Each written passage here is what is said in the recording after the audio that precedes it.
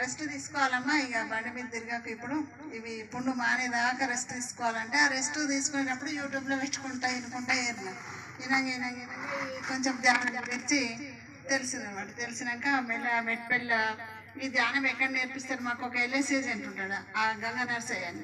గంగా నర్సయ్య నువ్వు యోగా అవి నాకు క్లాస్లో జాయిన్ చేసినావు, కానీ ధ్యానం గురించి ఎవరైనా చెప్పేటోళ్ళు ఉన్నారా అంటే ఆ రమ్మ మేడం ఉంది అని చెప్పి ఆయన చెప్పింది. ఎక్కడ ఉంటారంటే మెట్పెళ్ళ. సరే అని చెప్పి ఆమె దగ్గర పోయినా, అప్పటి నుంచి ఆమె దగ్గరికి పోయినా. ఇక అక్కడ నుంచి మళ్ళీ ఇవి వస్తున్నాయి. ఎప్పుడన్నా హైదరాబాద్ మనము మొన్న ఒకటి చూసినా నేను, చాలా నా మైండ్ మంచిగా ఎక్కింది. అయితే శివలింగం దగ్గర రోజు ఒక భక్తుడు రోజు పూజ చేసుకుంటూ ఉంటాడు అన్నమాట. అయితే ఆయన ఏమంటాడంటే శివుడిని, పరమాత్మ నువ్వు రోజు ఇట్లా కూర్చొని ఇట్లా నిలబడి ఎన్ని రోజులు ఇట్లనే ఉంటావు, 24 గంటలు నిలబడతావు, నువ్వు కొంచెం రెస్ట్ తీసుకో, నేను నిలబడతాను, నువ్వు ఒకరోజు రెస్ట్ తీసుకో, నేను ఇక్కడ నిలబడి ఉంటా నీ అంతుకో అంటాడు. అంటే ఉంటావా అని శివుడు కనబడి ఉంటా అంటాడు. సరే ఉండు అని అక్కడ ఉంచి పోతాడు, అదృష్టంగా ఉంటాడు అన్నమాట. అయితే ఒక ధనవంతుడు వస్తాడు, అక్కడికి వచ్చి ఒక మూలే మర్చిపోయిపోతాడు. ధనం అన్న డబ్బు ఉంటుంది, మర్చిపోయిపోతే ఆయన పోతాడు, అయ్యో గిట్లా మర్చిపోయా, ఈయన ఉన్నాడు కదా అక్కడ, శివుడు కాదు మనిషి, అరే గిట్లనే మర్చిపోయిండు ఆయన, ఎట్లా అని చూస్తుంటాడు.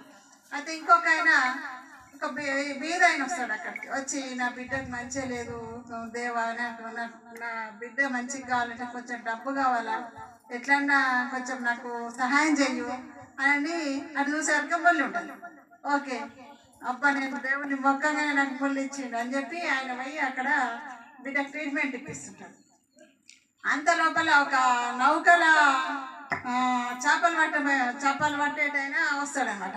నేను ఇవాళ నౌకలో పోతున్నా శివయ్య, నన్ను ఏ మాత్రం ప్రమాదం రాకుండా నన్ను కాపాడు అని మొక్కుతుంటే అంతలోనే రాజభటులు వస్తారు, వచ్చేసి నువ్వే దొంగతనం చేసినావు ఆ పుల్లను అని చెప్పి పట్టుకుంటే ఇక్కడ మనిషి ఏముంటాడు, అక్కడ శివుడు ఉంటేనేమో లేవకపోవు, ఈ మనిషి అరే ఇంత అన్యాయం, అసలు ఆయన పోగొట్టుకుంటే ఇంకొక ఆయన తీసుకపోతే ఈయన అరెస్ట్ చేస్తున్నారు, ఈయన పట్టుకపోతున్నారు అని ఆయన తనకి లేసి వచ్చి అది జరగాలి అట్లా జరగాలి, ఆయన ఏం తీయలేదు అలా నోటి తీసుకుపోయాడు అని చెప్తాడు.